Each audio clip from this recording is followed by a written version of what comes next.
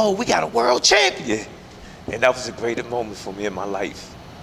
I'm gonna say that for our documentary, but it's a few little highlights that I want to give to y'all. When Tank was getting ready for that fight, man, you know, we had a weight problem and whatnot. When he came back to me, man, he had a big old belly.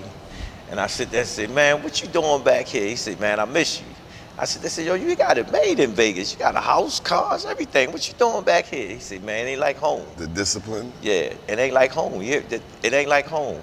And then we get the phone call, man, that we fight for a world title in New York City, yo. And I sit there and remember when we was going for the press conference and the weigh-in, and Tank's been saying, yo, coach, ain't nobody here. I said, Tank, I made a call to Baltimore. New York became Baltimore that night. Man, you could hear the crowd hollering, be more, be more. And I understood how the crowd can snatch your soul.